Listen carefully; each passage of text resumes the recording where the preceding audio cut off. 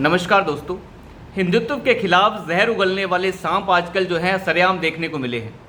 वो सारे के सारे सांप जो हैं वो बिलों से बाहर आ चुके हैं।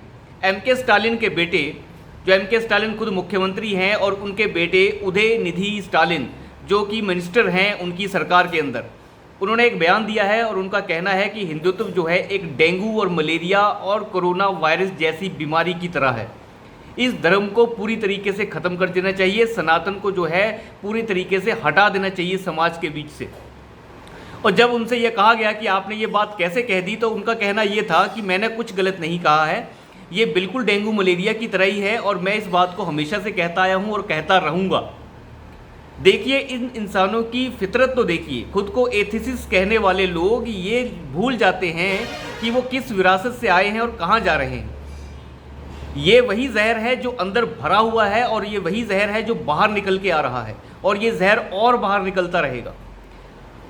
खुद को INDA का हिस्सा बताने वाले ये लोग अब सारे के सारे मौन हैं। कांग्रेस के सारे नेता मौन हैं, कोई विरोध नहीं कर रहा है। और इसका विरोध सबसे पहले किसी ने किया है तो वो है असदुद्दीन ओवैसी।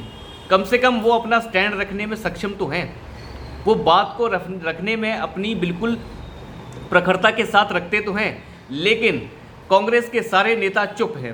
कांग्रेस ने अलवी को भेज दिया और वो भी जो है बिल्कुल ऐसे कह सकते हैं आपकी लीपापोती करने के लिए भेज दिया, बाकी कुछ नहीं, कोई विरोध नहीं। बिल्कुल सही कहा है उन्होंने। राहुल गांधी तो वैसे भी MK स्टालिन के बड़े फेवरेट हैं, क्या फ़र्क पड़ता है किसी को भी। ये सभी जो हैं एक ही थैली के चट्टे बट्टे हैं और देश को बर्बाद करने के ऊपर तुले हुए हैं। ये नहीं चाहते कि सनातन जो है ऊपर आए और सिर्फ एक ही धर्म विशेष के आगे पीछे घूमने वाले लोग हैं। खैर, ये चीज़ें बाहर आनी भी चाहिए और लोगों को ये पता चलना चाहिए कि विरोध और जहर भरा कहाँ हुआ है, ये जहर कहाँ से निकल कर आ रहा है, और ये लोगों को जानकारी होनी चाहिए। खुद को एथिसिस्ट कहने वाले लोग कि हम किसी धर्म को नहीं मानते, फिर दूसरे धर्मों को टारगेट भी क्यों करते हो, वो भी इतने अभद्र शब्दों के साथ। अब उनके ऊपर जो है कार्रवाई की मांग हुई है, जगह जगह उनके ऊपर FIR दर्ज की जा रही है। दिल्ली में भी FIR दर्ज हो चुकी है और शिवसेना ने भी इस चीज़ का विरोध किया है और कार्रवाई की मांग की है। ये वही शिवसेना है जो INDA गठबंधन जो है, जिसमें ये MK स्टालिन भी शामिल है, उस गठबंधन की साथी है।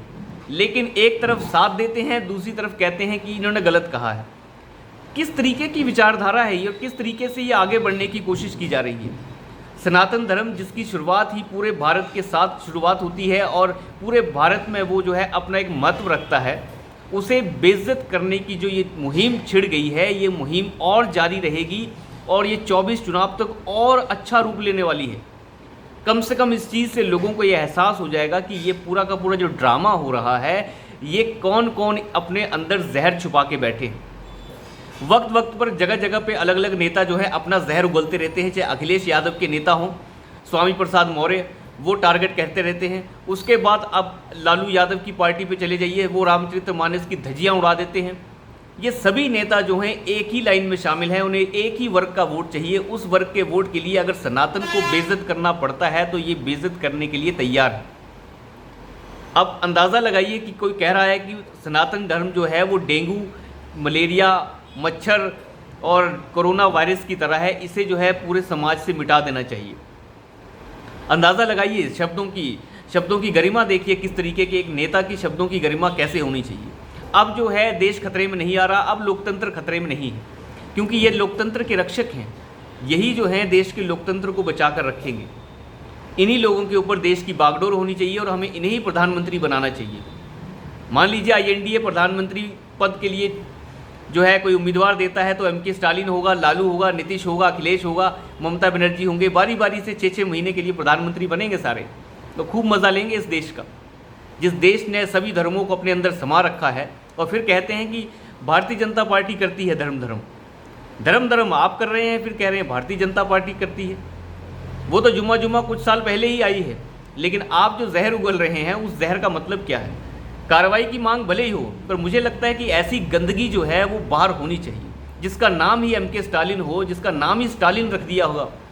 आप स्टालिन से आप अंदाज़ा लगाइए, सोवियत यूनियन का सबसे भयानक शासक, जिसे हिटलर से भी अगर आप 2 कदम ऊपर रखें तो वो है वो। उस शासक के नाम पे अपना नाम रखने वाले लोग जो हैं इसी तरीके की व्यंग्यात्मक घटिया बातें कर सकते हैं, जो किसी धर्म को टारगेट कर रहे हैं। अगर यही शब्द उन्होंने अगर किसी और धर्म के लिए इस्तेमाल किए गए होते तो सर तन से जुदा कर दिया गया होता अभी तक। यही हिंदुत्व की शालीनता है कि वो सबकी सुनता है और अपने अंदर समा लेता है, लेकिन वक्त आने पे जवाब ज़रूर दिया जाना चाहिए और जवाब जनता देगी। इसका जवाब भी उन्हें जनता से ही मिलने वाला है। हर बार ज़रूरी नहीं है कि तलवार उठाकर हमला किया जाए, लेकिन जब धर्म की रक्षा की बारी आती है तो तलवार उठाने में भी पीछे हटने की आवश्यकता नहीं होनी चाहिए, क्योंकि धर्म की रक्षा भी बहुत ज़रूरी है। धर्म खुद कहता है कि अपनी रक्षा और धर्म की रक्षा के लिए हमेशा सदैव खड़े रहना चाहिए। तो जिस तरीके की ये बातें हैं, उस तरीके की बातें अब जो है जो बाहर निकल कर आ रही हैं, इससे साफ हो गया है, बिल्कुल पानी साफ हो गया है, धरातल दिखने लग गई है कि कौन जो है देश विरोधी और सनातन विरोधी है। इन्हें तो इसरो के साइंटिस्ट जब पूजा करते हैं तो वो भी बहुत बुरा खलता है। इन्हें लगता है कि वो पूजा क्यों कर रहे हैं, लेकिन कहते हैं कि सच्चाई जो है उभर कर सामने ही आती है। सनातन की जो सुंदरता है उसे कोई छुपा नहीं सकता। कई लोग आए हैं उसे बर्बाद करने के लिए, लेकिन वो बर्बाद हुई नहीं है। ये ना तो एथिसिस्ट बन पाए हैं जो खुद को कहते हैं हम किसी भगवान को नहीं मानते, ये अपने आप को भी नहीं मानते, ये सत्ता के नशे में चूर लोग हैं।